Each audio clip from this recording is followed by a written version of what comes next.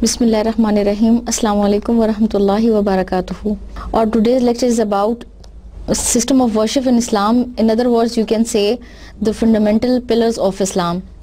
In our last class, we have discussed fundamental pillars of Iman, and today we will discuss, by the grace of Allah subhanahu wa ta'ala, fundamental pillars of Islam. So it is very important to know, first of all, the difference between the fundamental pillars of Islam and the fundamental pillars of Iman. The pillars of Iman are the basic faiths. Faith in Tawheed, in angels, in books, and likewise. And the pillars of Islam are, as described by the Prophet Muhammad, peace be upon him, Buni al-Islamu ala khamsin, shahadatu Allah ilaha illallah, wa anna Muhammadan abduhu wa rasuluh, wa iqam as-salati, wa ita az-zakati, wa sawmu shahri Ramadan, wa hajjul bayt. The pillars of Islam are, number one, to have faith in the divinity of Allah subhanahu wa ta'ala, that there is no one who is worthy of worship except Allah subhanahu wa ta'ala, and to have faith in the prophecy of Prophet Muhammad, peace be upon him. Number two, the prayers. Number three, the fasting. Number four, zakat. And number five, that is the pilgrimage. So first of all, we will start from the system of worship in Islam, and we will discuss first of all the definition of worship. The definition of worship, the worship is an English term, but the word which Allah subhanahu wa ta'ala has used in the holy book for the word worship, that is ibadah. And the word which Allah subhanahu wa ta'ala has used for the human being, that is abd. It means there is a close relation between the two terms abd and ibadah, because the main derivation of both words are same. دونوں الفاظ ایک ہی کلمے سے نکلے ہیں, and that is عین, بے and دال. عبد اور عبادہ کے درمیان کیا تعلق ہے, اس کو اللہ تعالیٰ نے بہت خوبصورتی سے قرآن کی ایک آیت میں سورہ زاریات میں بیان کیا ہے. اللہ تعالیٰ فرماتے ہیں وَمَا خَلَقْتُ الْجِنَّ وَالْإِنسَ إِلَّا لِيَعْبُدُونَ, that I have created the human beings and the jinn for to worship me, or for my worship. It means that the creation of human beings or the creation of jinn, and the very cause of their creation is to worship Allah subhanahu wa ta'ala. اس کا یہ مطلب نہیں ہے کہ انسان کی عبادت کی ضرورت ہے اللہ تعالیٰ کو, بلکہ اللہ تعالیٰ نے یہ فرما دیا کہ انسان کی زندگی اور جن کی زندگی کے تخلیق کا مقصد ہی یہ ہے کہ وہ اللہ تعالیٰ کی عبادت کریں. اب اللہ تعالیٰ کی یہ ڈیمانڈ بالکل نہیں ہے کہ انسان صبح دوپہر شام رات مصلی پہ بیٹھا رہے اور اللہ تعالیٰ کی عبادت کرتا رہے. اللہ تعالیٰ کی عبادت کرنے والی بہت سی مخلوقات ہیں جو صبح شام دن رات اللہ تعالیٰ کی عبادت میں مصروف ہیں, لیکن جو عبادت اللہ تعالیٰ چاہتے ہیں وہ یہ ہے کہ انسان اپنے ذاتی کام بھی کر رہا ہو, لیکن وہ اس کے کام شمار نہ ہوں, بلکہ وہ اللہ تعالیٰ کی عبادت شمار ہو. مثلا اگر وہ اپنا ذاتی کوئی کام کر رہا ہے, پڑھ رہا ہے تو اس کا پڑھنا بھی عبادت ہو, گھر کا کام کر رہا ہے تو اس کا گھر کا کام بھی کرنا عبادت ہو, اگر وہ پڑھا رہا ہے تو اس کا پڑھانا بھی عبادت ہو, اور ہر وہ کام جو انسان اپنی سوشل رسپانسبلٹی سمجھ کے کرے وہ اللہ تعالیٰ کی عبادت ہو. اب یہ کیسے ہو سکتا ہے کہ میں پڑھاؤں بھی اور وہ عبادت بھی شمار ہو؟ تو اس کے لیے اللہ تعالیٰ نے ایک سولوشن بتا دیا, اور نبی کریم صلی اللہ علیہ وسلم نے اس کو ایک حدیث میں ایسے بیان فرمایا کہ انما الاعمال بالنیہ, اور بعض روایات میں آتا ہے انما الاعمال بالنیات, کہ عملوں کا دار و مدار نیتوں پر ہے. چنانچہ اللہ تعالیٰ یہ چاہتے ہیں کہ انسان کوئی بھی کام کر رہا ہو, چاہے وہ اس کا ذاتی کام ہو, چاہے اس کی عبادت ہو, چاہے اس کی سوشل لائف ہو, چاہے اس کی اکنامک لائف ہو, چاہے اس کا فیملی سٹیٹس ہو, وہ کام تو اپنا کرے لیکن وہ عبادت اللہ تعالیٰ کی کنسیڈر ہو. تو وہ ایسے ہو سکتی ہے کہ انسان اپنے ہر کام میں نیت کو ٹھیک رکھے, ہر کام میں اپنی نیت کو خالص اللہ تعالیٰ کے لیے کر لے اور وہ اس بات پر اعتماد رکھے کہ میں جو بھی کام کر رہا ہوں یہ صرف اور صرف اللہ تعالیٰ کے لیے ہے. چنانچہ اگر وہ اللہ تعالیٰ کو راضی کرنے کے لیے اور اللہ تعالیٰ کی ذات کی عبادت سمجھتے ہوئے کوئی بھی کام کرے گا, چاہے وہ پڑھا رہا ہے, چاہے وہ گھر کا کام کر رہا ہے, تو یہ اس کی عبادت سمجھی جائے گی. اور عبادت کا ایک اور مقصد جو ہے وہ یہ ہے کہ انسان اللہ تعالیٰ کے ایگزسٹنس کو تسلیم کرے اور انسان کو اس بات کا یقین اور اعتماد ہو کہ کوئی ایک ذات ہے جو موجود ہے اور وہ اس کو ہر دم دیکھ رہی ہے, اور اس عبادت کے ذریعے عبد اور خالق میں ایک ریلیشن قائم ہو جائے, ایک تعلق قائم ہو جائے. چنانچہ اللہ تعالیٰ نے وہ تعلق قائم کرنے کے لیے انسان کے درمیان اور اپنے خالق کے درمیان تعلق قائم کرنے کے لیے اللہ تعالیٰ نے انسان کے اوپر عبادت کو فرض قرار دیا ہے, اور اللہ تعالیٰ نے یہ عبادت کا سسٹم بنایا ہے. اور یہی تعلق ہے عبد اور عبادت کے درمیان کہ اللہ تعالیٰ چاہتا ہے کہ عبد اور خالق کے درمیان اس عبادت کے ذریعے ایک ریلیشن قائم رہے, اور انسان کی سول جو ہے وہ اللہ تعالیٰ سے فیملیئر ہو, اللہ تعالیٰ کو جانتی ہو, اللہ تعالیٰ سے ناواقف نہ ہو. ایسا نہ ہو کہ ہم زندگی گزار کے چلے جائیں اور ہمیں اپنے خالق کا ہی نہ پتا ہو. چنانچہ اس خالق کی پہچان کے لیے اللہ تعالیٰ نے عبادت کے سسٹم کو یا ورشپ کے سسٹم کو تخلیق کیا. اور ورشپ کا دوسرا جو مقصد ہے, پرپز آف ورشپ اگر آپ سمجھنا چاہیں تو اللہ تعالیٰ نے انسان کی یہ نیچر رکھی ہے, انسان کی یہ فطرت ہے کہ انسان ضرور کسی نہ کسی کے سامنے ضرور جھکتا ہے, کسی نہ کسی سے ضرور دعا مانگتا ہے, کسی نہ کسی کو اپنے سے بڑا ضرور سمجھتا ہے, اور وہ چاہتا ہے کہ وہ اس سے سپلیکیٹ کرے, انووک کرے اور اس کے سامنے اپنا سر کو جھکائے. چنانچہ انسان کی اس انسٹنکٹیو نیچر, انسان کی اس فطرتی ضرورت کو پورا کرنے کے لیے اللہ تعالیٰ نے ورشپ کا سسٹم بنایا ہے, اللہ تعالیٰ نے عبادت کا سسٹم بنایا ہے, تاکہ انسان جب کسی کو پکارنا چاہے, جب کسی کے سامنے جھکنا چاہے, اپنی عاجزی کا اظہار کرنا چاہے یا کسی سے کچھ مانگنا چاہے تو وہ صرف اور صرف اللہ تعالیٰ کی ذات ہو.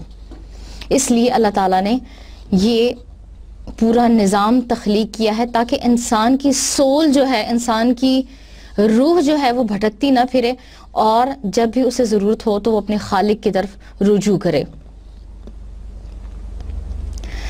پھر عبادت کے مقاصد میں سے ایک اہم یہ مقصد بھی ہے کہ یہ عبادت کا جو نظام ہے, عبادت کا جو سسٹم ہے, it is a mean to win the will of Allah سبحانہ وتعالی. یہ اللہ تعالیٰ کی رضا کے حصول کا ذریعہ ہے. انسان اللہ تعالیٰ کی رضا حاصل کرنے کے لیے عبادت کے مختلف طریقہ کار اپنا سکتا ہے. عبادت کے ذریعے انسان اللہ تعالیٰ کی رضا کو حاصل کر سکتا ہے. اسی طرح عبادت کا ایک اور مقصد ہے کہ انسان کے اندر اچھائی کی تعمیر ہو, انسان کے اندر اچھے اخلاق کی تعمیر ہو, اور انسان کے اندر سے انڈیسنٹ اور ایولز جو ہیں وہ نکلتے جائیں. اسی طرح عبادت کا ایک اور مقصد ہے that it creates in man a sense of closeness to Allah subhanahu wa ta'ala. Then it is an expression of thankfulness to God. چنانچہ ان تمام مقاصد کے پیش نظر اللہ تعالیٰ نے دنیا میں اور انسان کی رہنمائی کے لیے عبادت کے نظام کو تخلیق کیا. Kinds of worship. انسان کے نزدیک خدا کی عبادت کے لیے مختلف طریقے موجود ہیں. There are different kinds of worship of Allah subhanahu wa ta'ala. For example, to invoke and to supplicate, دعا مانگنا یہ بھی ایک عبادت ہے. نماز یہ بھی ایک عبادت ہے. نماز ایک جسمانی اور ایک روحانی عبادت ہے. روزہ ایک جسمانی روحانی عبادت ہے. زکوٰۃ ایک مالی عبادت ہے. حج جسمانی مالی عبادت ہے.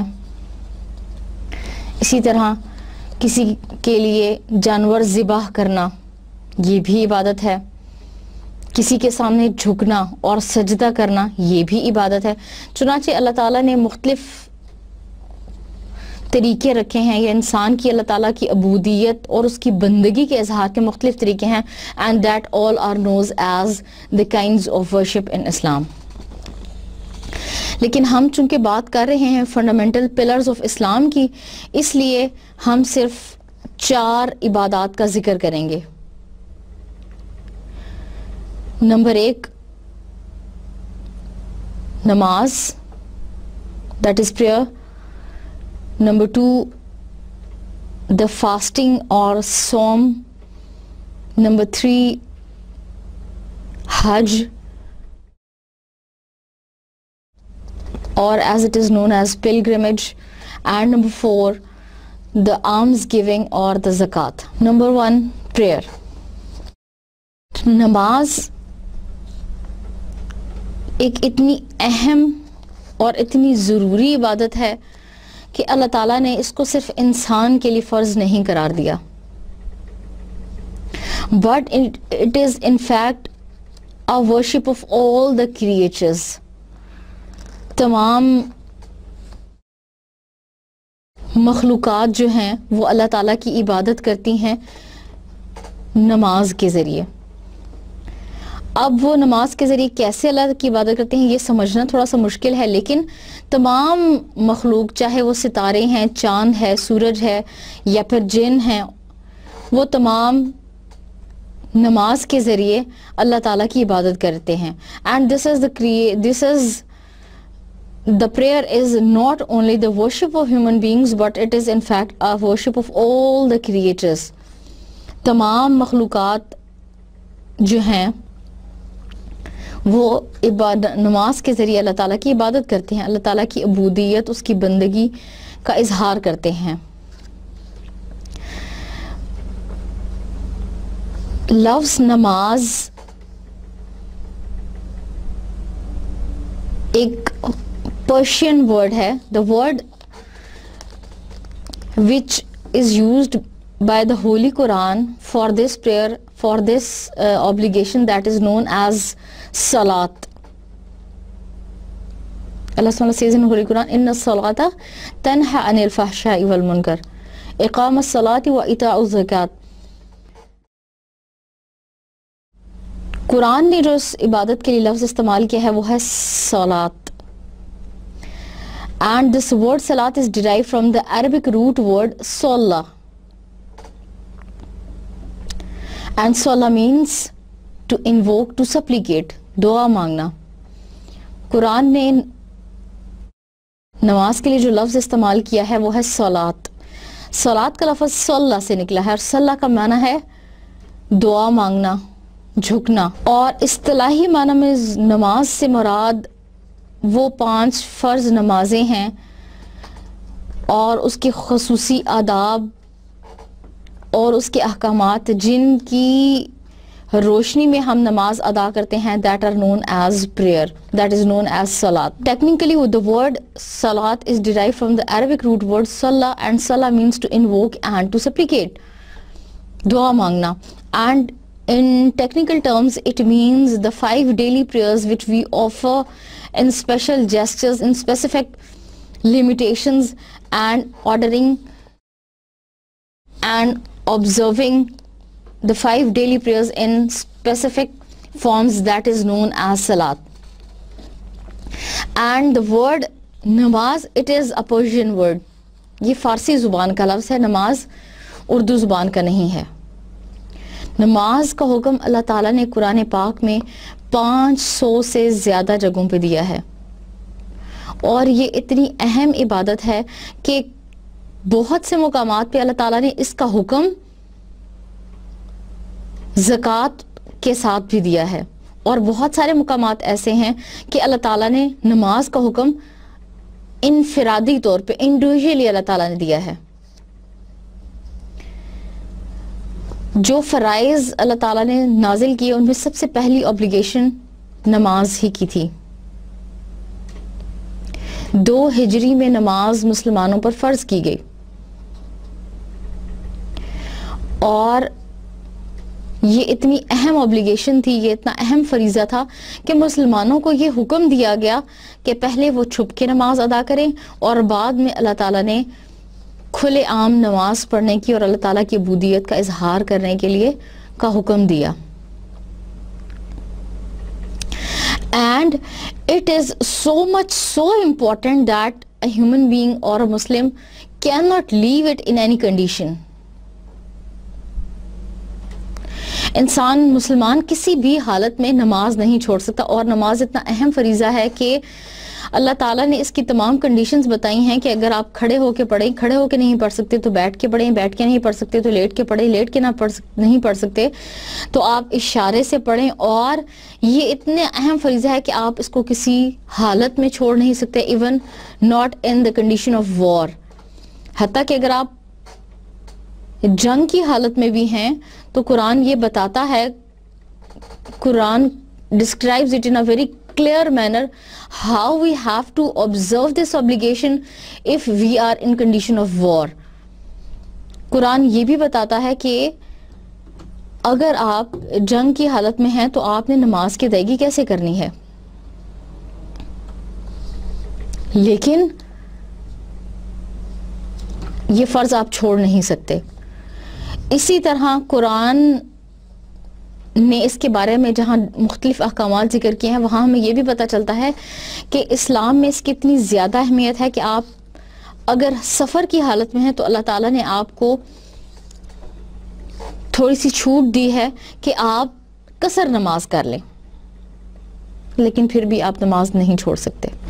اسی طرح یہ ایک اتنی اہم عبادت ہے جس کو دین کا ستون، مومن کی معراج کہا گیا ہے، یعنی نماز دین کے ستونوں میں سے ایک اہم ستون ہے، اور نماز کے ذریعے انسان اپنے خالق سے ملاقات کرتا ہے۔ جب اللہ تعالیٰ نے یہ چاہا کہ انسان کو اپنی ذات کے ساتھ ملاقات کا شرف حاصل ہو تو اللہ تعالیٰ نے انسان کے اوپر نماز فرض قرار دے دی، اور اسی طرح اللہ تعالیٰ نے اس نماز میں بہت سارے فوائد بھی پوشیدہ رکھے۔ مثلا قرآن کہتا ہے ان الصلاۃ تنہی عن الفحشاء والمنکر، بے شک نماز بے حیائی اور برائی کے کاموں سے روکتی ہے۔ اسی طرح نماز کسی بھی حالت میں چھوڑی نہیں جا سکتی۔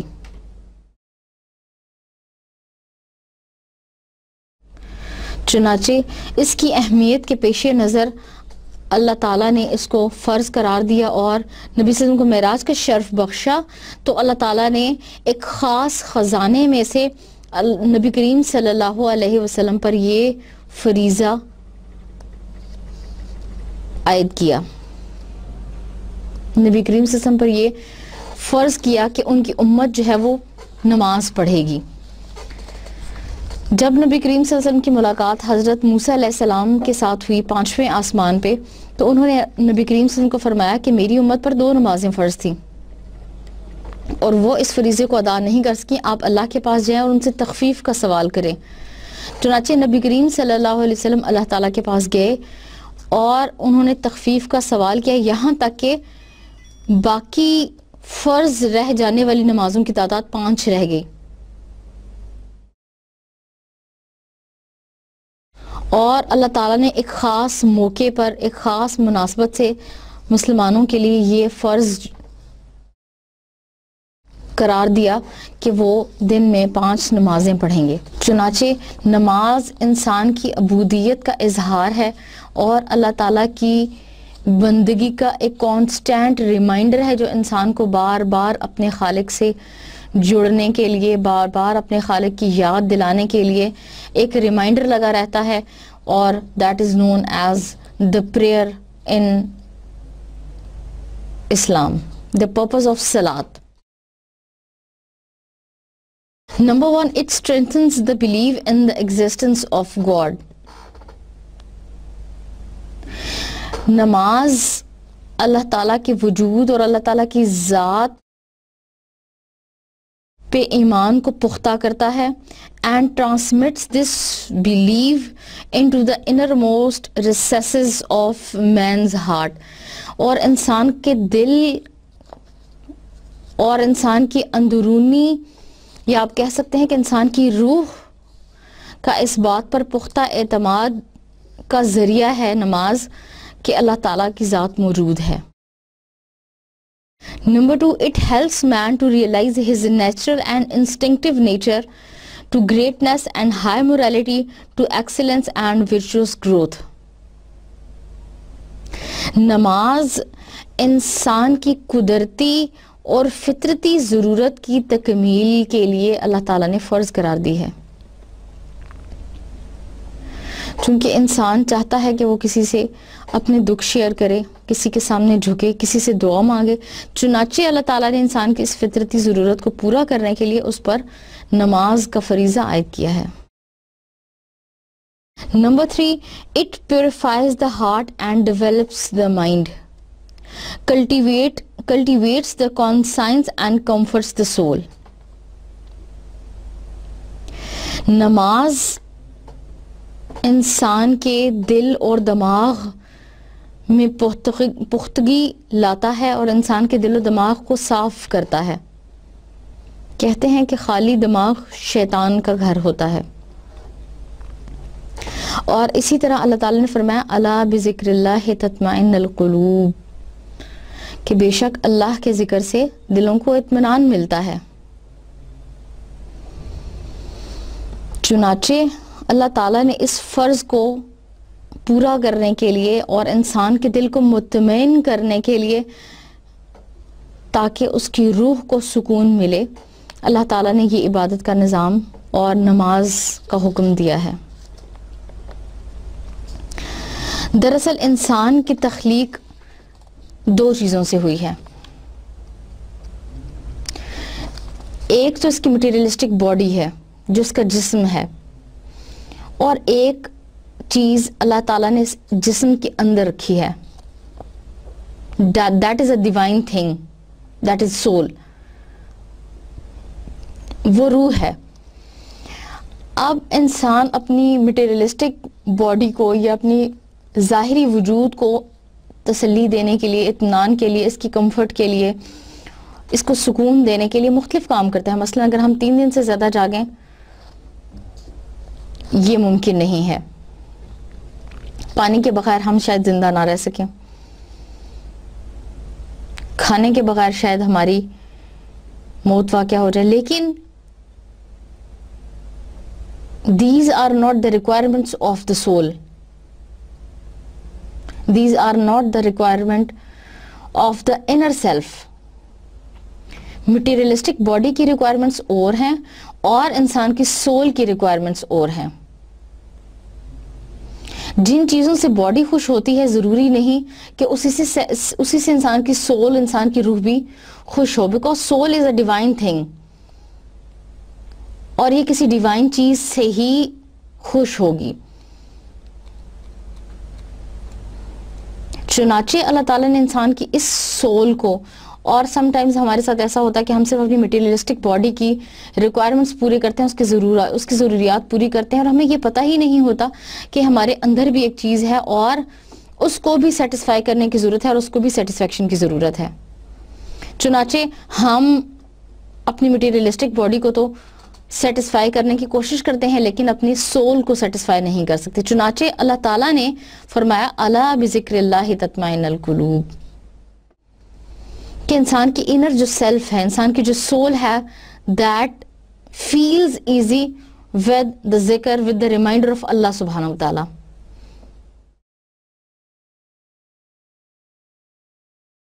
کہ اللہ کا ذکر جو ہے انسان کی انر سیلف کو, انسان کی سول کو سکون دیتا ہے. چنانچہ جب ہم نماز پڑھتے ہیں تو ہمیں بہت اچھی فیلنگ ہوتی ہے, بہت خوشی محسوس ہوتی ہے کہ ہم نے بہت بڑا کام کر لیا.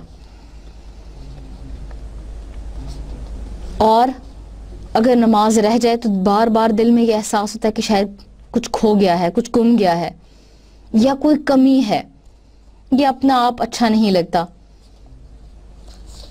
یہ ایک نمازی ہونے کی پکی علامت ہے.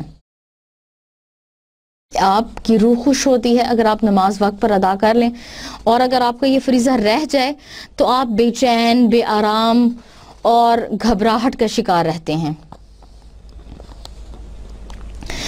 اسی طرح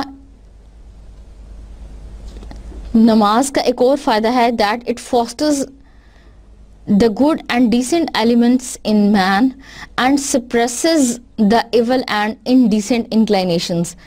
ان الصلاۃ تنہی عن الفحشاء والمنکر, کہ نماز ایک ایسی نیکی ہے, ایک ایسا اچھا کام ہے جو باقی نیکیوں کی طرف آپ کی راہ ہموار کرتا ہے. باقی نیکیاں آپ کے لیے کرنا آسان ہو جاتی ہیں, اور یہ بے حیائی اور برائی کے کاموں سے روکتی ہے. ایک شخص جو نماز پڑھتا ہے اور ایک شخص جو نماز نہیں پڑھتا, ان دونوں کی مثال ایسے ہی ہے کہ جو شخص نماز پڑھتا ہے وہ ایسے ہے جو ایک سمندر کے کنارے سے بہت دور ہو. اب اس کو سمندر کے کنارے کے پاس لے جانے اور سمندر میں گرانے کے لیے بہت وقت چاہیے. لیکن جو شخص نماز نہیں پڑھتا اس کی مثال ایسے ہے جیسے سمندر کے کنارے کھڑا ہوا ایک شخص, اور وہ کھڑا بھی ایک ٹانگ پہ ہے. آپ اس کو چھوٹا سا دھکا دیں, وہ فوراً پانی میں گر جائے گا. چنانچہ نماز انسان کی عادات اور اطوار اور انسان کی اخلاق کی ڈیولپمنٹ میں بہت امپورٹنٹ رول پلے کرتی ہے.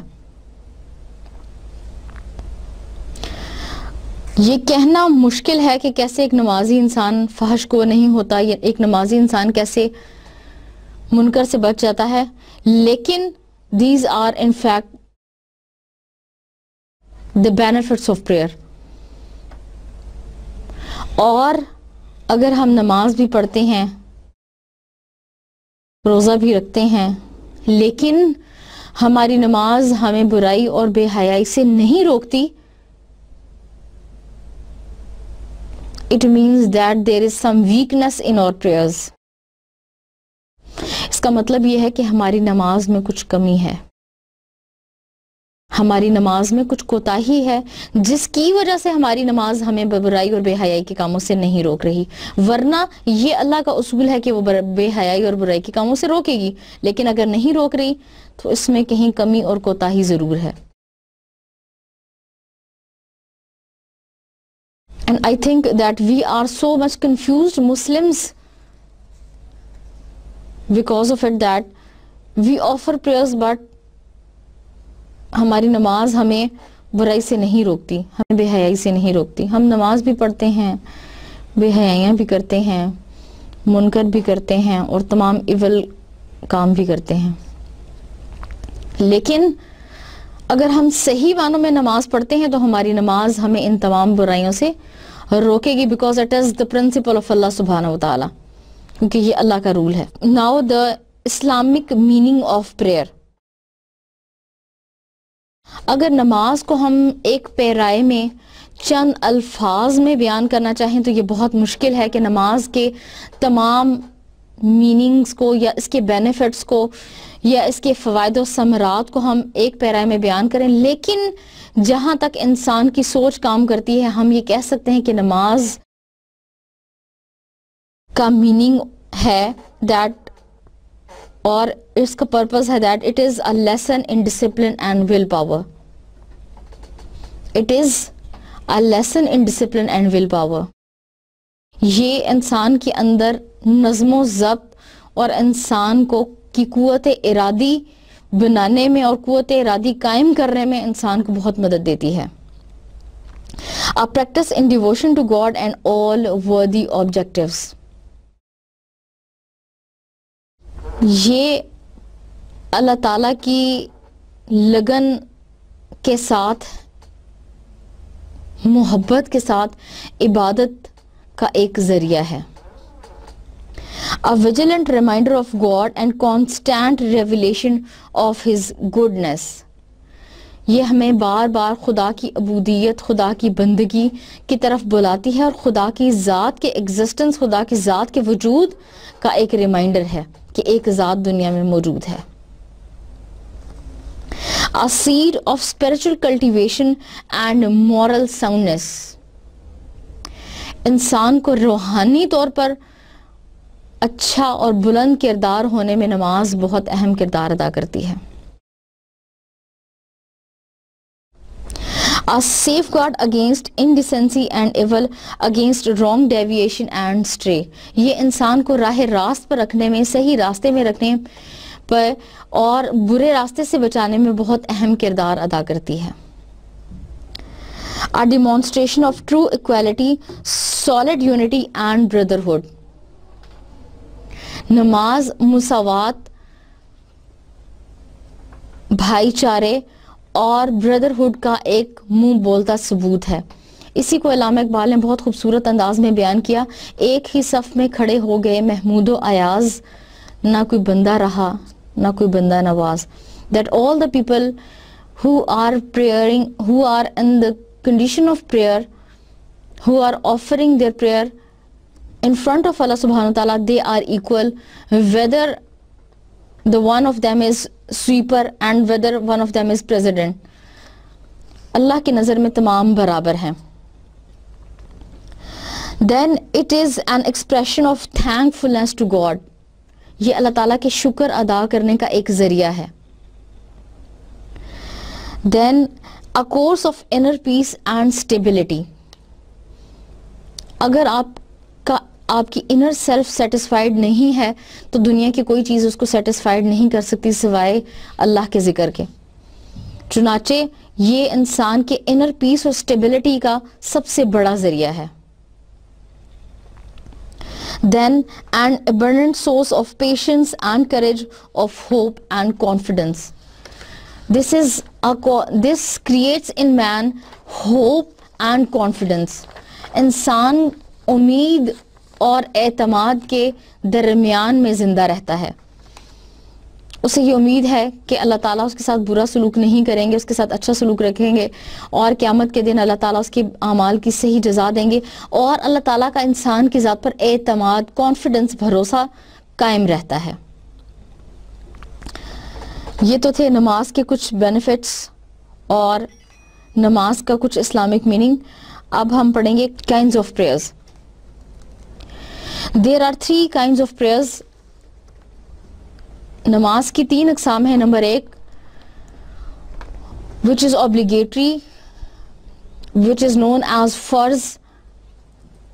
Number 2 which is known as supererogatory or wajib. In another sense you can say sunnah prayer. And the third type is nafal or the optional prayer. Number 1, obligatory prayer. Obligatory prayer, which is made obligatory on any individual person, which is obligatory for each and every Muslim. He has to offer his prayer individually. ہر انسان جو اپنی ذاتی اور انفرادی نماز ادا کرے گا that is known as فرض prayer, اور ہر انسان کو انفرادی طور پر اس obligation کو، اس فرض کو ادا کرنا ہے. کوئی انسان کسی دوسرے کے لیے نماز نہیں پڑھ سکتا، اور ہر انسان نے اس کا ذاتی طور پر الگ سے جواب دینا ہے. اور فرض نماز اتنی ضروری ہے، یا پھر آپ کہہ سکتے ہیں کہ فرض نماز کی یہ تعریف ہے کہ یہ وہ نماز ہے جو کسی کنڈیشن میں، کسی حالت میں انسان چھوڑ نہیں سکتا. اور اگر کسی کنڈیشن میں آپ نماز چھوڑ دیتے ہیں تو آپ کو اس کا گناہ ملتا ہے، اللہ تعالیٰ کی ناراضگی کا سبب ملتا ہے کہ آپ نماز چھوڑ دیں. اب فرض جو ہیں وہ دو قسم کے ہیں. نمبر ایک فرض کفایہ, نمبر دو فرض عین. فرض کفایہ which is obligatory on individual beings, جو کسی انسان پر انفرادی طور پر فرض ہے اور اس نے ذاتی طور پر اپنے اس فرض کی ادائیگی کا جواب دہ ہونا ہے. And second one is known as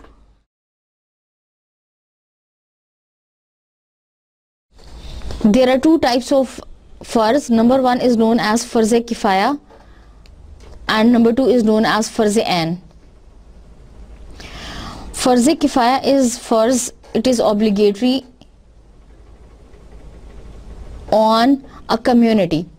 فرض کفایہ ایک ایسا فرض ہے جو کسی کمیونٹی پر یا لوگوں کے ایک گروپ پر یا لوگوں کی ایک نیشن پر یا لوگوں کے ایک مجموعے پر فرض ہے, اور اگر ان میں سے کوئی ایک شخص بھی اس کو ادا کر دیتا ہے تو تمام کا فرض ادا ہو گیا.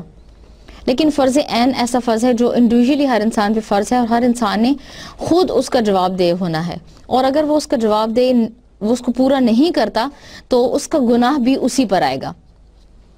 مثلا نماز جنازہ فرض کفایہ ہے, فرض عین نہیں ہے. اگر لوگوں کی کمیونٹی میں سے کچھ لوگ ایک شخص کا نماز جنازہ پڑھ دیتے ہیں, یا مثلا ایک شخص ڈوب رہا ہے اور لوگوں کی جو کمیونٹی اس کو دیکھ رہی ہے ان پر یہ فرض ہے کہ وہ اس کو بچائیں, اور اگر ان میں سے کوئی ایک شخص اس کو بچا لیتا ہے تو وہ تمام کا فرض ادا ہو گیا. لیکن فرض عین وہ فرض ہے جو انڈیویجولی آپ پر فرض ہے اور آپ نے خود اس کا جواب دہ ہونا ہے, اور اگر آپ اس کو نہیں ادا کرتے تو آپ اس کے خود ذمہ دار ہیں اور اس کا گناہ آپ پہ جائے گا. مثلا نماز, آپ کسی دوسرے کی خاطر نماز نہیں پڑھ سکتے, وہ آپ کا فرض عین ہے. چنانچہ فرض کی تعریف میں ہم یہ کہہ سکتے ہیں کہ 5 فرض نمازیں, the 5 daily prayers and the Friday's noons congregational prayer, that is obligatory prayers.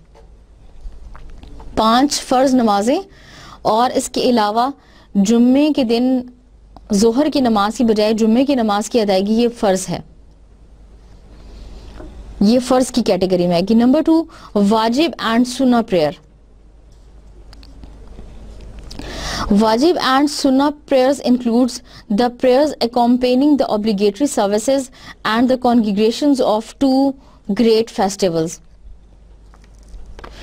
وہ نماز جو ہم فرض نماز کے ساتھ ادا کرتے ہیں that is known as واجب اور سنہ prayer, اور عید کی جو 2 نمازیں عید الفطر اور عید الاضحیٰ کی پڑھتے ہیں that is known as the supplicatory or the واجب and سنہ prayers. And what is the harm in neglecting these prayers? ان نمازوں کو اگر آپ چھوڑتے ہیں تو کیا ہے, اس نماز کو اگر آپ چھوڑتے ہیں تو اس کا گناہ نہیں ہے, لیکن this is a harmful negligence and reapproachable conduct. آپ کو گناہ تو نہیں ملا لیکن آپ نے بہت غلط کیا, آپ کو ایسا نہیں کرنا چاہیے تھا کہ آپ نے سنت نماز چھوڑ دی. اور سنت نماز کی تعریف میں یہ بھی شامل ہے کہ یہ وہ نماز ہے جو نبی کریم صلی اللہ علیہ وسلم نے اپنی زندگی میں ادا کی. نبی کریم صلی اللہ علیہ وسلم نے اس کو نفل کی حیثیت سے پڑھا ہے, لیکن یہ نماز ہمارے لیے سنت نماز ہے. Now سنت نماز is also divided in 2 groups. سنت نماز کی بھی 2 تقسیمات ہیں. نمبر 1 سنت موقدہ, نمبر 2 سنت غیر موقدہ. سنت موقدہ is the prayer which Prophet Muhammad sallallahu alaihi wasallam has offered in his lifetime with a very continuous and in a very repeated manner. یہ وہ نماز ہے جس کو نبی کریم صلی اللہ علیہ وسلم نے اپنی زندگی میں بہت باقاعدگی سے پڑھا. That is known as سنت موقدہ. موقدہ کا لفظ تاکید سے نکلا ہے, یعنی نبی صلی اللہ علیہ وسلم نے بہت تاکید سے پڑھا. فار ایگزامپل فجر سے پہلے کی 2 سنتیں, ظہر سے پہلے کی 4 اور ظہر کے بعد کی 2 سنتیں, مغرب کی فرض نماز کے بعد 2 سنتیں, اور اسی طرح عشاء کی نماز کے بعد کی 2 سنتیں. یہ تمام سنتیں موقدہ کہلاتی ہیں. یہ وہ سنتیں جو نبی صلی اللہ علیہ وسلم نے اپنی زندگی میں بہت باقاعدگی سے پڑھی ہیں, اور he has left these kind of prayers in a very severe circumstances. نبی صلی اللہ علیہ وسلم نے بہت خاص حالات میں ان کو چھوڑا ہے, ادروائز نبی صلی اللہ علیہ وسلم نے نہیں چھوڑا.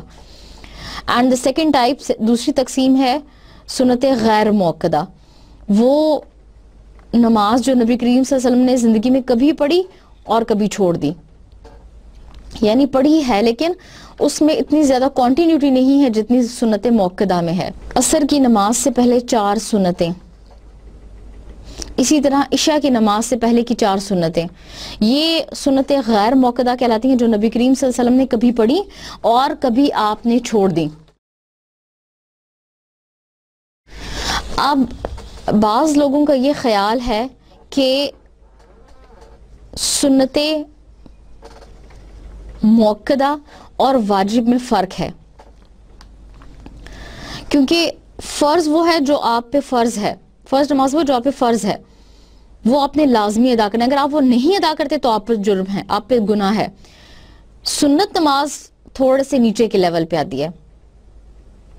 اب بعض لوگوں کا خیال ہے کہ سنت موقدہ اور واجب میں فرق ہے, لیکن اصل میں ان دونوں میں کوئی فرق نہیں ہے. حنفی اسکول آف تھاٹ اس کو واجب نماز کہتا ہے اور مالکی, شافعی اور حنبلی جو ہیں وہ اس کو کہتے ہیں سنت موقدہ, کیونکہ واجب نماز وہ ہے جو فرض کی کیٹیگری سے تھوڑی سی نیچے ہے, فرض نہیں ہے, فرض سے تھوڑا سا نیچے ہے, لیکن نبی صلی اللہ علیہ وسلم نے اس کو بہت زیادہ پڑھا اور نبی صلی اللہ علیہ وسلم نے کسی حالت میں اس کو چھوڑا نہیں ہے, اس لیے وہ اس کو واجب کہتے ہیں. اور واجب کا مطلب ہے ضروری, لازمی, یعنی وہ واجب ہے, آپ نے ضرور پڑھنی ہے. مثلا عشاء کی نماز کے بعد جو آپ وطر پڑھتے ہیں دیٹ از نون ایز واجب, کہتے ہیں کہ وطر واجب ہیں. چنانچہ واجب جو حنفی اسکول آف تھاٹ کے نزدیک واجب ہیں دیٹ از ان فیکٹ سنت موقدہ. باقی اسکولز آف تھاٹ کے نزدیک وہ واجب نہیں ہے لیکن وہ سنت موقدہ ہیں. چنانچہ اگر تعریف دیکھی جائے سنت موقدہ اور واجب کی تو وہ ایک ہے. تیسری قسم ہے the third type of prayer is optional prayer, that is نفل prayer. یہ وہ نماز ہے جو انسان پر فرض نہیں قرار دی گئی, انسان کے لیے ضروری نہیں ہے, لازمی نہیں ہے کہ وہ اس نماز کو ادا کرے, لیکن وہ اپنی خوشی سے, اپنے ارادے سے, اپنی چاہت سے, اپنی مرضی سے اگر اللہ تعالیٰ کا قرب حاصل کرنا چاہتا ہے تو وہ نماز پڑھ سکتا ہے. مثلا آپ کو کوئی پریشانی ہے تو آپ 2 نفل پڑھ لیں, آپ کو اللہ تعالیٰ نے کسی نعمت سے نوازا ہے, آپ اللہ تعالیٰ کا شکر ادا کرنا چاہتے ہیں تو آپ 2 نفل پڑھ لیں.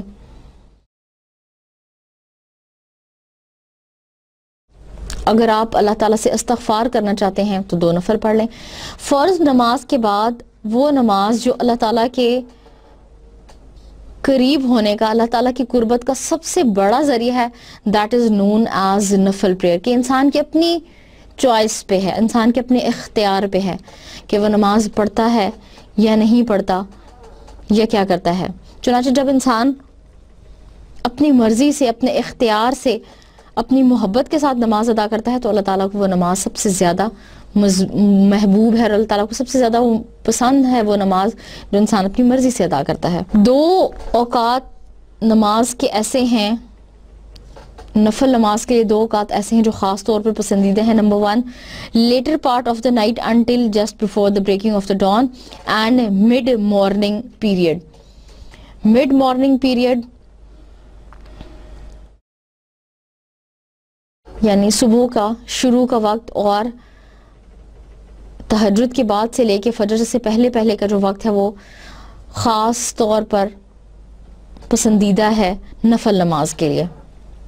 اور فرض نماز کو اعلانیہ پڑھنا, سب کے سامنے پڑھنا پسندیدہ ہے, جبکہ نفل نماز کو خشوع و خضوع کے ساتھ اور چھپ کر پڑھنا زیادہ افضل ہے. اسی طرح نماز کے معاملے میں ایک اور چیز جاننا بہت ضروری ہے کہ مسلمان پر فرض نمازیں صرف 5 ہیں, جبکہ نبی کریم صلی اللہ علیہ وسلم کے لیے تہجد بھی فرض نماز تھی. تہجد کی نماز نبی کریم صلی اللہ علیہ وسلم پر فرض تھی, لیکن ہمارے لیے وہ نفل نماز ہے. اینڈ ناؤ دا ایبلیوشن, وضو. ناپاکی کی دو اقسام ہیں، ایک چھوٹی ناپاکی اور ایک بڑی ناپاکی. چھوٹی ناپاکی بے وضو ہونا، وضو کی حاجت ہونا، وہ صرف وضو کرنے سے پوری ہو جاتی ہے.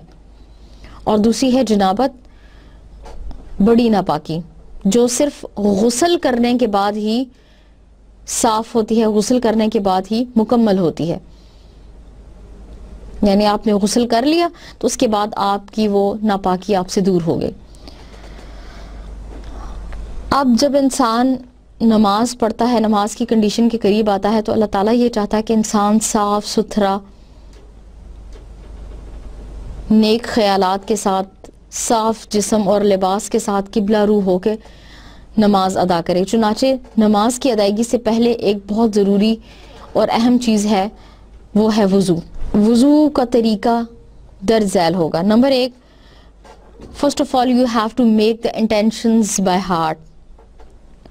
اس کے لیے زبان سے کچھ کلمات ادا کرنا ضروری نہیں ہے. صرف اگر آپ دل میں نیت کر رہے ہیں کہ جی آپ وضو کر رہے ہیں اور ابھی اس کے بعد آپ نماز پڑھیں گے، تو آپ کی وہ انٹینشن، آپ کو وہ قصد، آپ کا وہ ارادہ کافی ہے. Then you have to wash the hands up to the wrists 3 times. اس کے بعد آپ نے ہاتھ اپنی کوہنیوں تک 3 مرتبہ دھونے ہیں. Number 3، runs out the mouth. آپ کو منہ صاف کرنا ہے، کلی کرنی ہے.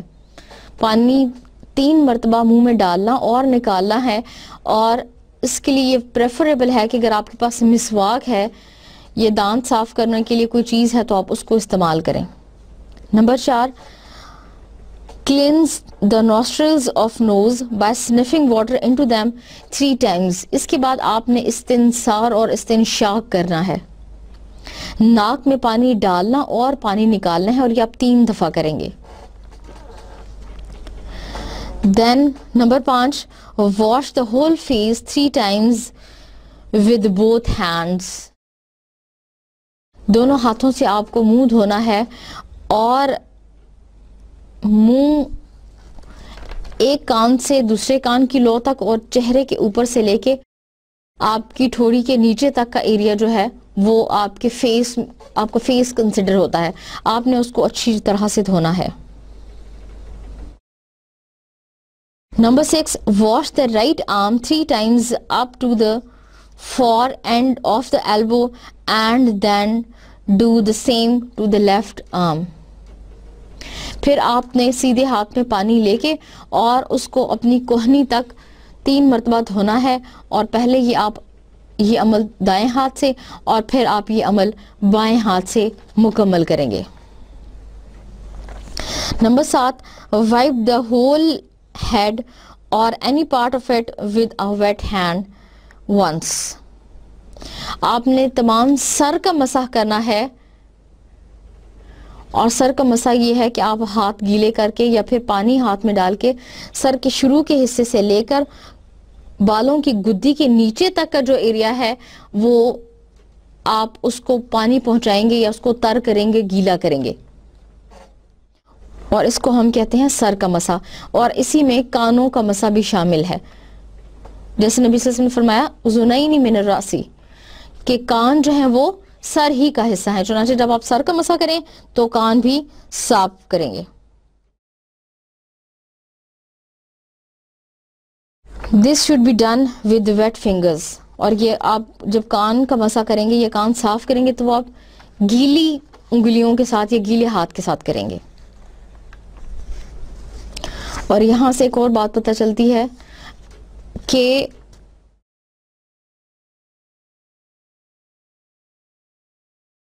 گردن کا مسح کرنا سنت سے ثابت شدہ نہیں ہے. گردن کا مسح کرنا سنت سے ثابت شدہ نہیں ہے، اگرچہ کچھ لوگوں کا خیال ہے کہ گردن کا مسح بھی کیا جانا چاہیے، لیکن یہ سنت سے ماخوذ شدہ نہیں ہے.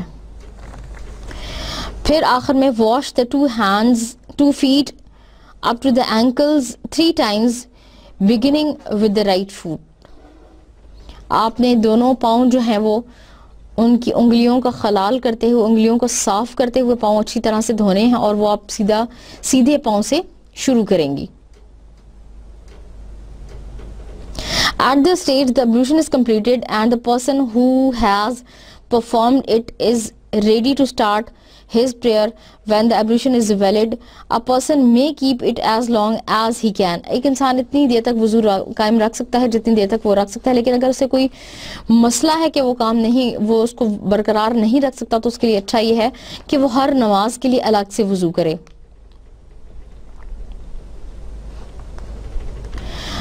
اور یہ وضو کرنے کے بعد آپ تیار ہیں اس بڑے فرض کی ادائیگی کے لیے جو اللہ تعالیٰ نے آپ پر فرض کیا ہے, اور جس کا فرض آپ نے دن میں 5 مرتبہ ادا کرنا ہے, and that is known as the prayer. دوسرا ٹاپک ہے the fasting اور the صوم. The meaning of fasting. The word صوم is derived from the Arabic root word صوما. Swad alif mim. Soma means to abstain completely. To abstain completely from food, drinks, smoking, and from some human desires before the breaking of the dawn till the sunset in the entire month of Ramadan, which is the 9th month of Islamic year, having an intention. صوم سے مراد ہے کہ انسان کھانے پینے, cigarette نوشی اور کچھ انسانی خواہشات, انسانی جذبات سے بچے, صبح سے لے کر مغرب کی نماز تک رمضان کے تمام مہینے میں, اور یہ کرنے سے پہلے اس کے دل میں ایک نیت, ایک ارادہ ہو.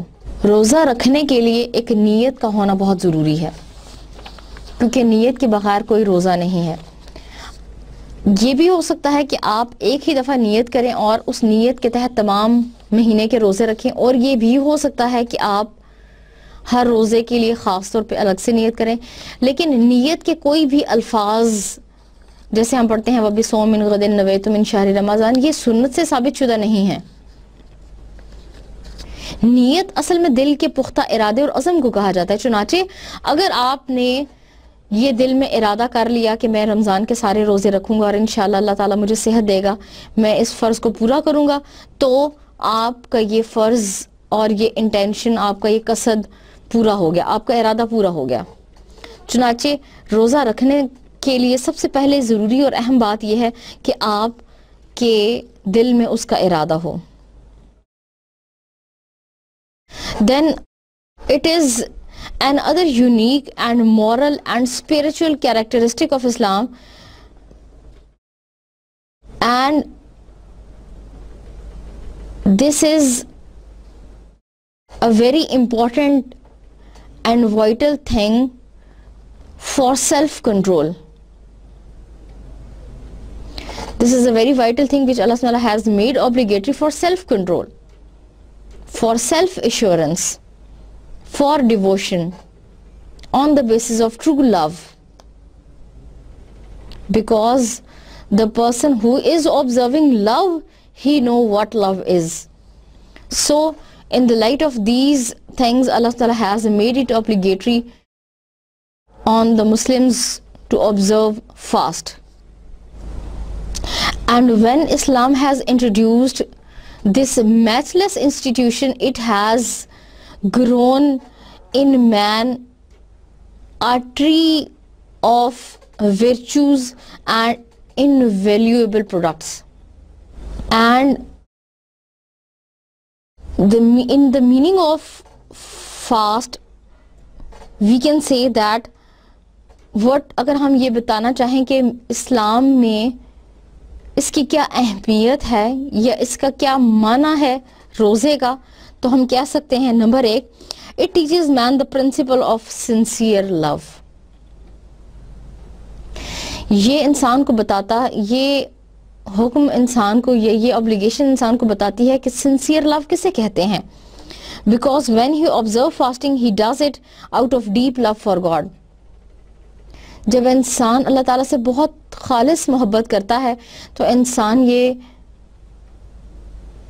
ظاہر کرنے کے لیے کہ وہ اللہ تعالیٰ سے محبت کرتا ہے انسان روزہ رکھتا ہے، کیونکہ یہ ایک ایسی عبادت ہے جو کوئی انسان دیکھ کے پہچان نہیں سکتا. نماز دیکھ کے آپ پہچان سکتے ہیں لیکن اس کو دیکھ کر نہیں پہچانا جا سکتا کہ انسان یہ کتنی محبت اور خلوص سے یہ عبادت کر رہا ہے.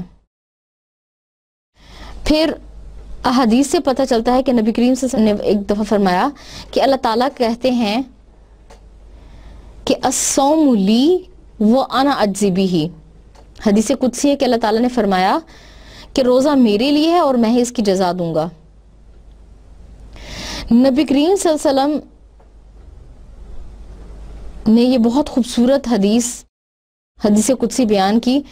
اب مفسرین نے اس کی بہت تلاش کی کہ اس سے کیا مراد ہے کہ روزہ میرے لیے ہے اور میں ہی اس کا اجر دوں گا. حالانکہ اگر ہم تمام عبادات کرتے ہیں، مثلا نماز پڑھتے ہیں وہ بھی اللہ کے لیے ہے، حج کرنے جاتے ہیں وہ بھی اللہ تعالیٰ کے لیے، تو اللہ تعالیٰ نے تمام عبادات میں سے صرف روزے کے لیے یہ کیوں کہا کہ روزہ میرے لیے ہے اور میں ہی اس کا اجر دوں گا؟ مفسرین نے اس کی تشریح میں یہ کہا کہ یہ ایک ایسی عبادت ہے جو انسان اور اس کے خالق کے درمیان پوشیدہ رہتی ہے. چنانچہ اللہ تعالیٰ نے کہا کہ روزہ میرے لیے ہے اور میں ہی اس کا اجر دوں گا. کچھ مفسرین نے کہا کہ یہ ایک ایسی عبادت ہے کہ جس کو کوئی انسان دیکھ کر پہچان نہیں سکتا کہ انسان نے یہ کتنے خلوص سے رکھا ہے روزہ، اور انسان نے کتنی اچھی حد تک روزہ رکھا ہے. مثلا اگر آپ نے ایک نماز اکیلے پڑھی اور ایک نماز آپ نے جماعت کے ساتھ پڑھی، تو جو نماز آپ نے جماعت کے ساتھ پڑھی اس کا 27 درجہ اجر ہے، لیکن جو آپ نے نماز اکیلے میں پڑھی اس کا اجر ایک نماز کے برابر ہے. اسی لیے اللہ تعالیٰ نے روزے کا اجر ڈیفائن نہیں کیا کہ اس کا کتنا اجر ہے، کہ جتنا اچھا انسان کا روزہ ہوگا اتنا ہی زیادہ اس کو اجر ملے گا. اب یہ انسان پہ ڈیپینڈ کرتا ہے کہ وہ روزہ رکھ کے سو گیا، اس نے پورا دن نیند میں گزارا، یا پورا دن وہ ٹی وی دیکھنے میں گزار دیا، یا پھر اس نے پورا دن عبادت میں گزارا. کچھ مفسرین کا خیال ہے کہ یہ اس لیے کہا گیا کہ ہر انسان نے جتنے اچھے اور جتنے افضل درجے کا روزہ رکھا ہوگا اس کے برابر اللہ تعالیٰ اس کو اجر دیں گے، اور وہ اجر کتنا ہوگا وہ ناپا نہیں جا سکتا. اس لیے اللہ تعالیٰ نے کہا کہ روزہ میرے لیے ہے اور میں ہی اس کا اجر دوں گا. یعنی روزہ جو ہے وہ اس کا اجر ناپ کر بتانا بہت مشکل ہے. اور کچھ مفسرین کا خیال ہے کہ یہ ایک ایسی عبادت ہے کہ جس کی عبادت کو، جس کے اجر اور ثواب کو لمیٹڈ نہیں کیا جا سکتا، محدود نہیں کیا جا سکتا. اس لیے اللہ تعالیٰ نے کہا کہ روزہ میرے لیے ہے اور میں ہی اس کا اجر دوں گا. چنانچہ اس خوبصورت حدیث قدسی کو بیان کرنے کے لیے اور اس کے معنی کو، مفہوم کو سمجھانے کے لیے مختلف مفسرین نے مختلف آراء کا اظہار کیا.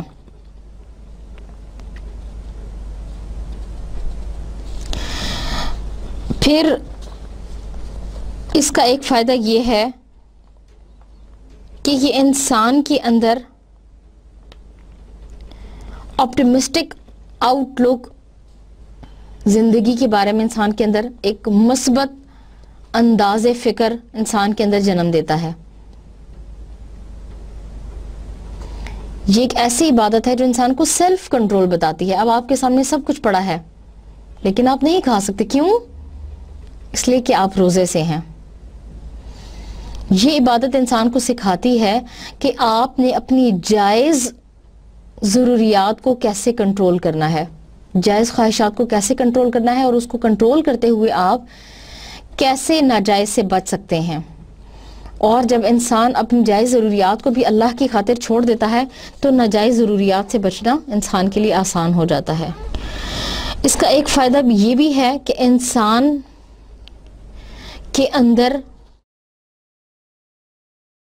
احساس ذمہ داری پیدا کرتا ہے اور انسان کو اس چیز سے روشناس کراتا ہے کہ انسان نے اپنے فرائض کی انجام دہی کیسے کرنی ہے. کیونکہ جو شخص روزہ رکھ رہا ہے یا روزے کی حالت میں ہے وہ تمام حالات میں، چاہے وہ انسان پبلک میں ہے اور چاہے سیکرٹ ہے، وہ اس روزے کو، اس حالت کو برقرار رکھتا ہے. پھر یہ سیلف کنٹرول ایسے بھی سکھاتا ہے کہ آپ نے، اگر آپ روزے کی حالت سے ہیں تو آپ نے کیسے اپنے غصے پہ یا اپنے ایموشنز پہ یا اپنے سینٹیمنٹس پہ کیسے کنٹرول رکھنا ہے. یہ نہ ہو کہ روزہ رکھا ہے، کسی نے برا بھلا کہہ دیا، اس کو 2 چانٹے لگا دیے، اس کو 2 تھپڑ لگا دیے. نہیں، بلکہ اگر آپ کے ساتھ کوئی بری طریقے سے پیش آئے گا تو آپ اس کو بتائیں گے کہ میں روزے سے ہوں. یہ آپ اس کے ساتھ ایسا بیہیو کریں گے، آپ اس کو ایسے بتائیں گے کہ آپ کو تنگ نہ کیا جائے. اور روزے کی حالت میں انسان خاص طور پر اپنی زبان اور اپنے ہاتھ کے استعمال میں محتاط ہونا چاہیے.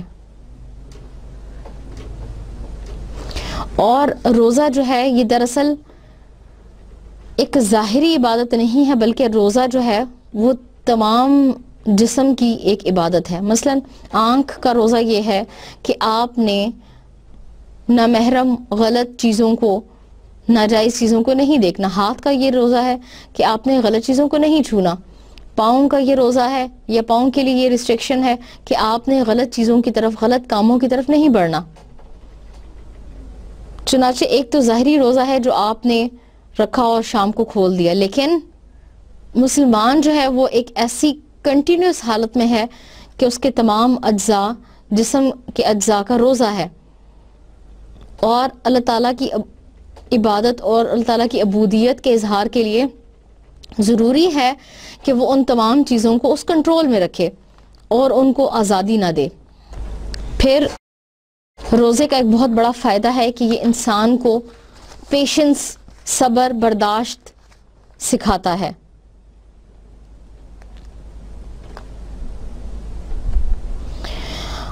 یہ انسان کو ٹرانسپیرنٹ سول، کلیئر مائنڈ اور لائٹ باڈی دیتا ہے. آپ جتنا زیادہ کھاتے ہیں آپ کو نیند آتی ہے، اونگ آتی ہے، لیکن اگر آپ ہلکا کھانا کھائیں اور لائٹ فوڈ استعمال کریں تو آپ کے دل و دماغ پر اس کا اچھا اثر ہوتا ہے.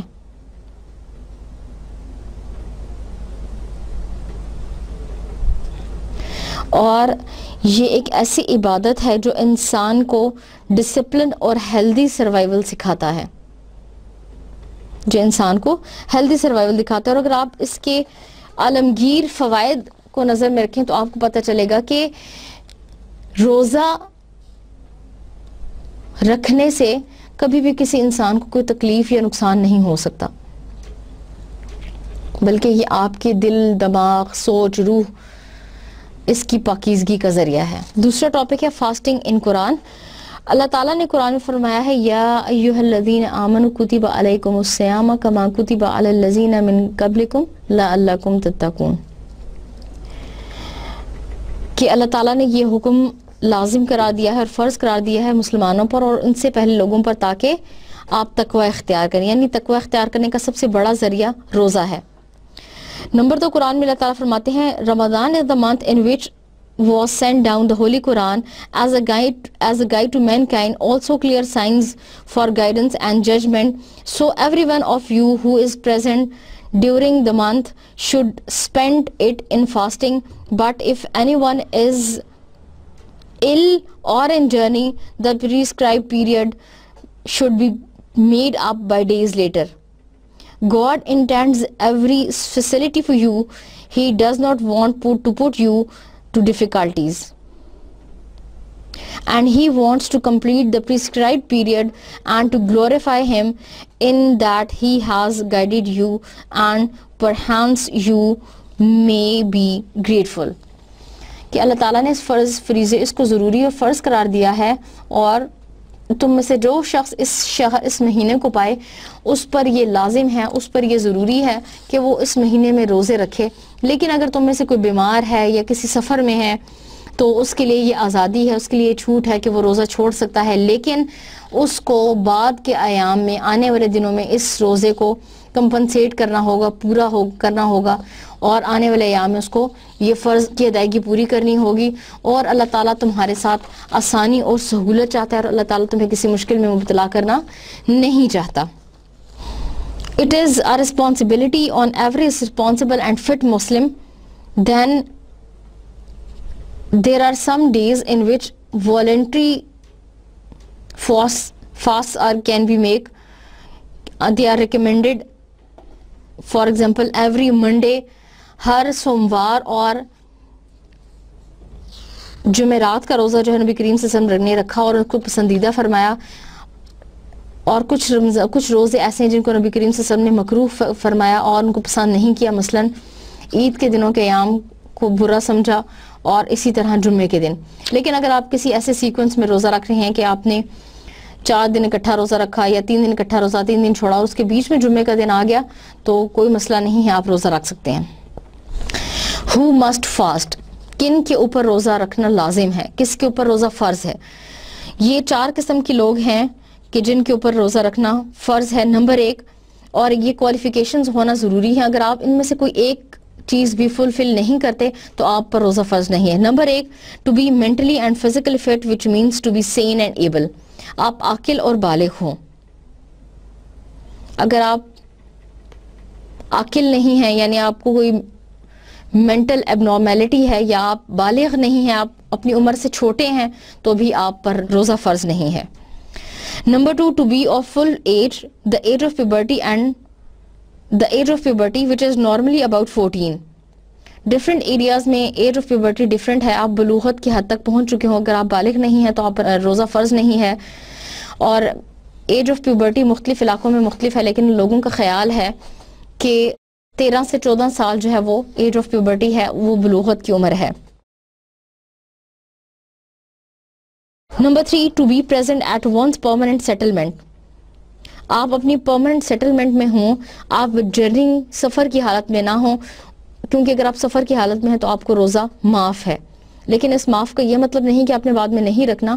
معاف کا مطلب یہ ہے کہ آپ نے اس کو کمپنسیٹ کرنا ہے. جب آپ اپنی پرماننٹ رہائش میں چلے جائیں گے تو تب آپ کو جا کے روزے رکھنے ہیں.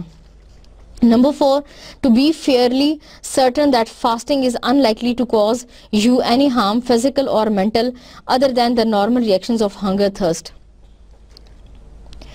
کہ اگر آپ اتنی شدید, اتنی سیویر قسم کی کوئی بیماری ہے کہ آپ نے اگر روزہ رکھا تو آپ کی بیماری کو افیکٹ ہوگا اور آپ کی ہیلتھ جو ہے وہ بہت خراب ہو جائے گی, چنانچہ آپ روزہ چھوڑ سکتے ہیں. لیکن اگر آپ کہیں کہ مجھے بہت بھوک لگتی ہے, میں تھک جاتا ہوں, مجھے نیند آتی ہے, مجھے بہت پیاس لگتی ہے اور میں روزہ نہیں رکھ سکتا, تو دس از نو ایکسکیوز.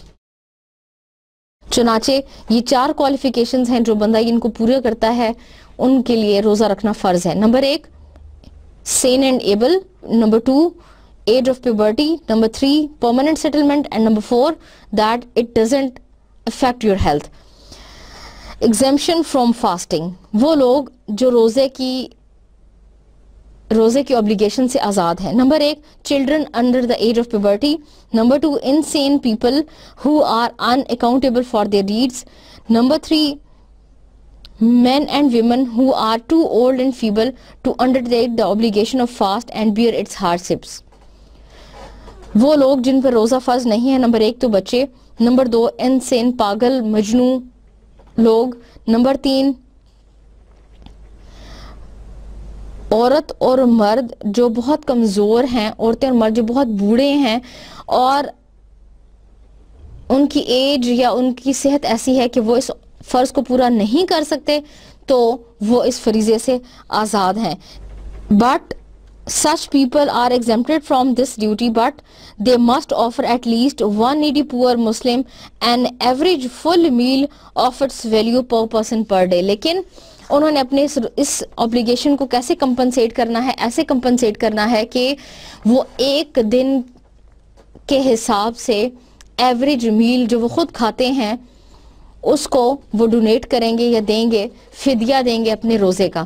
بہترین طریقہ تو یہ ہے فدیے کا کہ انسان روزے بھی رکھ لے اور فدیہ بھی دے سکے. لیکن کچھ کنڈیشنز ایسی ہیں کہ اگر آپ کوئی یہ یقین نہیں ہے کہ آپ کی صحت دوبارہ بحال ہوگی یا دوبارہ آپ اس حالت میں آئیں گے کہ روزے رکھ سکیں گے، تب پھر آپ فدیہ دے دیں، وہ بھی کافی ہے. لیکن فدیہ کے لیے ضرور اگر یہ بہترین طریقہ یہی ہے کہ آپ روزے بھی رکھیں اور فدیہ بھی دے دیں.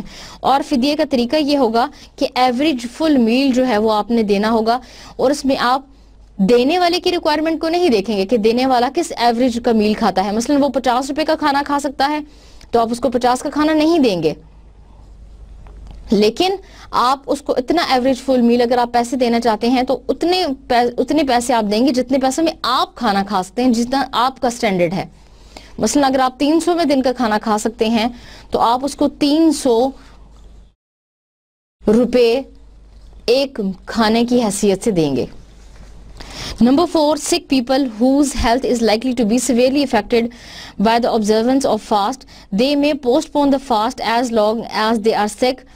اور وہ لوگ جو بیمار ہیں لیکن انہیں پتا ہے کہ انشاءاللہ کچھ وقت میں وہ ٹھیک ہو جائیں گے، تو وہ لوگ اپنے روزے کو کمپنسیشن ایسے دیں گے کہ جب وہ صحیح ہوں گے، صحت یاب ہوں گے، تو بعد کے وقت میں روزے رکھیں گے. اسی طرح ٹریولرز،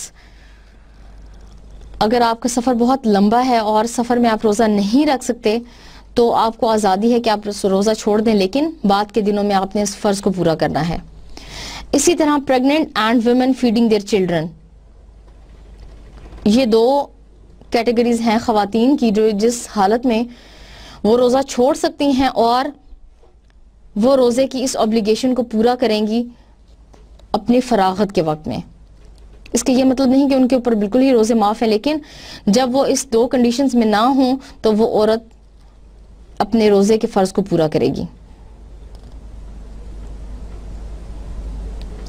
اور جس طرح نماز کے لیے انٹینشن ارادے کا ہونا ضروری ہے، اسی طرح روزے کے لیے بھی ارادے کا ہونا ضروری ہے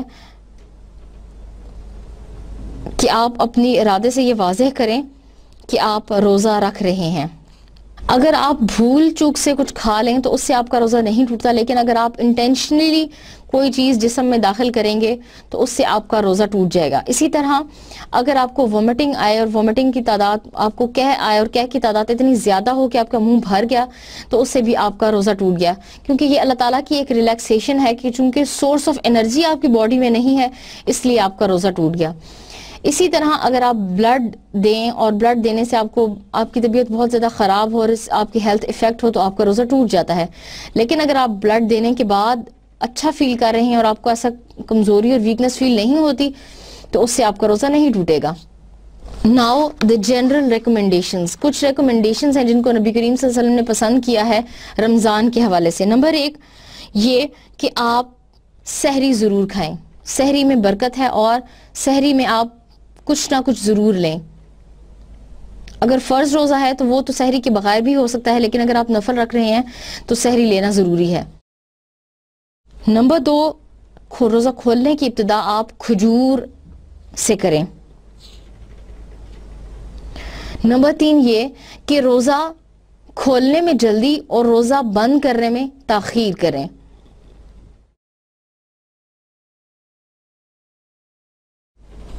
نمبر 4 یہ کہ روزہ کھانے کے بعد، روزہ کھولنے کے بعد آپ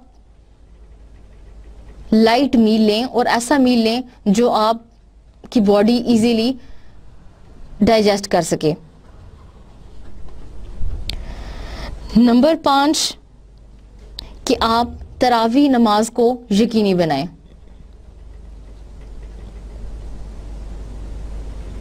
نمبر 6 کہ آپ قرآن کی ریسائٹیشن اور قرآن کی تلاوت اور ایسے کام جو آپ کے سوشل بیسڈ ہیں ان کو زیادہ سے زیادہ کریں تاکہ آپ کا دوسرے انسانوں کے ساتھ تعلق جو ہے وہ قائم رہے. نمبر 7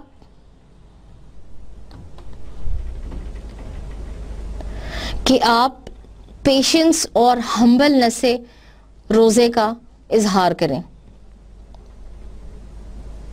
اور آخر میں یہ کہ آپ روزے کی حالت میں اپنی زبان اور اپنے ہاتھ کے استعمال سے خاص طور پر واقف رہیں اور ان کو بہت محتاط طریقے سے استعمال کریں.